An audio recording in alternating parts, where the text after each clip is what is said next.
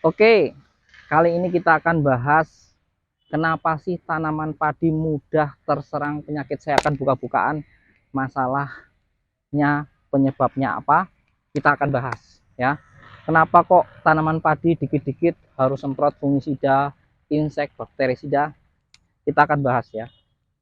Nah, ini.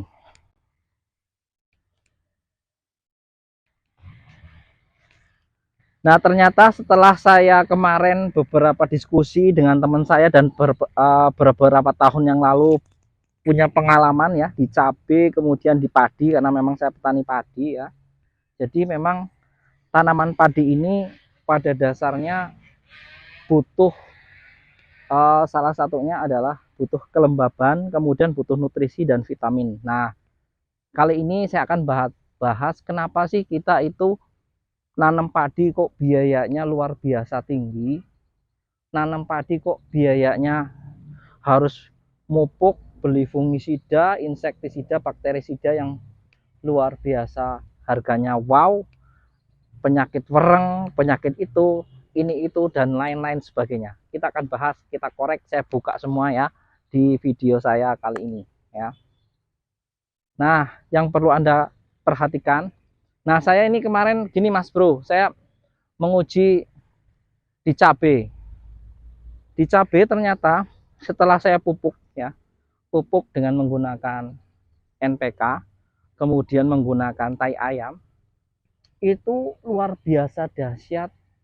Salah satunya adalah eh, serangan patogen, khususnya patek, khususnya segala macam. Nah, untuk padi, saya kemarin sudah mulai mengurangi kimia. Ternyata nitrogen ini salah satunya adalah sebuah booming ya. Booming artinya bisa menjadi makanan bakteri. Nah, ketika kita menggunakan unsur nitrogen, nitrogen dan fosfor, itu ternyata dia sebagai media pembawa virus, ya, bakteri. Kemudian tanaman itu mudah sekali terserang penyakit karena batangnya lemah, ya. Jadi memang ya Mas Bro, kemarin saya diuji cobakan ke cabai dan tanaman ini, tanaman padi, ternyata setelah saya nggak gunakan pupuk kimia 0% itu luar biasa sekali, apa ya, wow gitu ya. Saya kurangi 10%, 20% sampai dengan out, ternyata wow luar biasa sekali. Adalah yang saya heran dan saya geleng-geleng kepala ya, itu tanaman tidak sama sekali terkena penyakit, padahal tidak saya spray menggunakan fungisida, insek ya, sengaja saya tidak gunakan itu, ternyata luar biasa.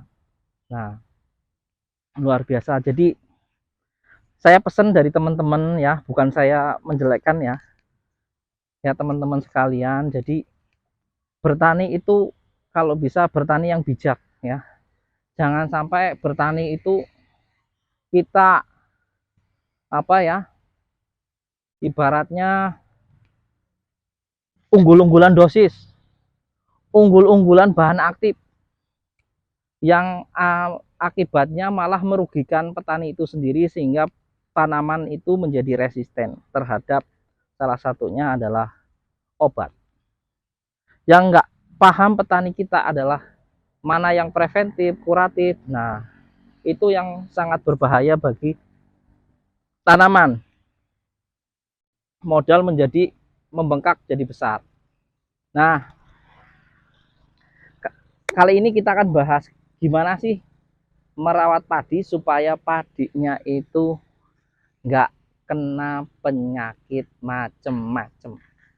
Nah, kalau sudah terlanjur seperti ini nih seperti ini salah satunya penyebabnya adalah salah satunya penggunaan nitrogen yang berlebihan. Ya, pupuk urea, ya. Ya. Saya sudah uji coba, Mas Bro. Bukannya saya ini ya. Setelah saya uji coba ternyata tidak menggunakan pupuk atau menggunakan pupuk kandang itu minim sekali penyakitnya dan nggak seribet yang Anda bayangkan bertani dengan menggunakan kimia. Itu ribet banget, Mas Bro. Banyak sekali dramanya.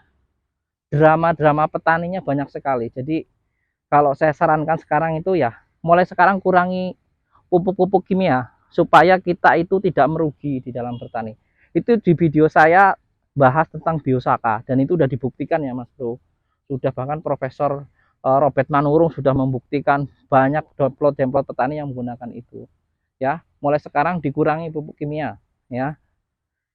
Supaya tanaman kita itu enggak jadi penyakit. Nah, ini biasanya kalau SOP pertanian, kalau saya biasanya pengalaman saya, biasanya ini 20 hari harus masuk fungisida dan insek. Itu menjadi SOP kewajiban. Menjadi SOP yang istilahnya menjadi SOP yang permanen wajib ketika kita menggunakan, salah satunya adalah pupuk kimia full. Nah, kalau pengen kita itu bebas dari ya pupuk yang mahal, kemudian bebas dari pertanian yang istilahnya konvensional, katanya oh pakai pupuk kimia itu modern, enggak ya. Pupuk kimia itu sudah mulai ditinggalkan ya Mas Bro, sudah mulai ditinggalkan di pertanian modern. Bahkan sekarang di pertanian Sri itu mengandalkan bahan-bahan organik ya, bahan-bahan organik, karena tidak menyebabkan, salah satunya adalah peledakan hama. Nah, salah satu yang parah di tanah itu ya, yang efeknya yang buruk bagi tanah, salah satunya adalah tanah menjadi pH-nya menjadi drop, pH-nya menjadi asam. Nah, itu ketika sudah asam, pH-nya sudah di bawah 5, itu bakteri, mikroba, fungisida dan bakteri ya, terusnya bakteri dan jamur ya, berkembang pesat. Nah, ini contohnya seperti ini. Nah, kalau sudah masuk nitrogen pasti ujung-ujungnya kena apa? Kalau nggak kena Santomonas atau penyakit kuning seperti ini, penyakit patah leher ya, udah pengalaman saya Mas. Kalau udah kena seperti ini, hasilnya turun sampai 50%, 30%. Kalau nggak segera diatasi. Nah, ini kelemahan-kelemahan saya beritahukan walaupun pahit ya. Oke, saya kasih tahu. Dan ini juga berlaku untuk petani cabai. Petani cabai, setelah saya teliti, bukan saya teliti ya, teman-teman yang dari Temanggung, teman-teman yang dari Lampung, itu menggunakan pupuk dasar tanpa ada kandungan kimia, bahkan sampai dengan steril ya, pupuk nggak pakai pupuk kandang, itu sama sekali nggak ada penyakitnya. Nah, ini luar biasa sekali ya, luar biasa sekali ya. Jadi kalau saran saya udah mulai sekarang, yuk petani-petani kita, biar kita nggak rugi ya, buat fungisida yang simpel-simpel aja, kayak fungisida jadam ya. Ayo buat yang simpel, yang murah, fungisida jadam, kemudian bakterisida yang murah-murah aja, dan nggak kalah kok ya. Kemudian yuk kita bertani dengan bijak ya, jangan bertani kita itu bagus-bagusan pupuk, mau pupuk mahal, pupuk yang ini ya, hasilnya tetap sama ya, hasilnya tetap sama. Kalau memang tanahnya udah bagus ya akan hasilnya bagus. Kalau metode organik nggak perlu kita unggul-unggulan kandungan Mas Bro, unggulan kandungan ini kandungan itu ya. Kalau metode organik yang penting kandungannya itu ada di tanah, kandungan humus, kandungan macam-macam, itu nggak perlu tinggi-tinggi ya. Beda dengan petani kimia, harus kandungannya segini sekian tapi ujung-ujungnya rugi.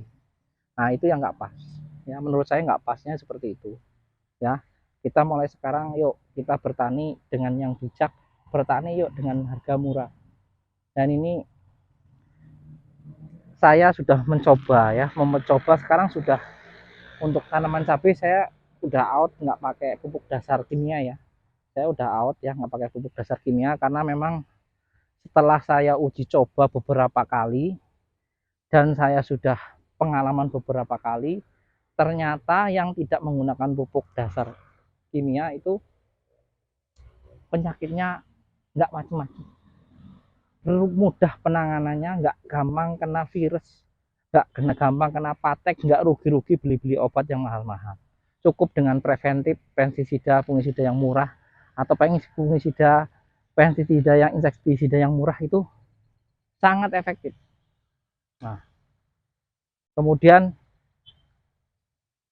pupuk-pupuk kimia bisa menyebabkan, salah satunya adalah meledaknya bakteri dan meledaknya populasi hewan-hewan patogen yang akibatnya merugikan. Ya contohnya gini, udah deh kalau nggak disemprot ini 20 hari, 25 hari, pasti kena, tiap musim pasti kena bakteri Xanthomonas, atau kena patah leher, atau kena yang lain lah banyak. Nah itu salah satunya efeknya seperti itu. Jadi harus bijak menggunakan pupuk. Oke, sekian dulu Mas Bro dan Mbak Bro. Jadi tanaman kita harus konsumsi nutrisi pupuk organik, bukan hanya pupuk kimia. Ya, mulai kurangi pupuk kimia supaya tanaman kita nggak sehat dan perawatannya nggak ribet. Sekian dulu. Assalamualaikum warahmatullahi wabarakatuh.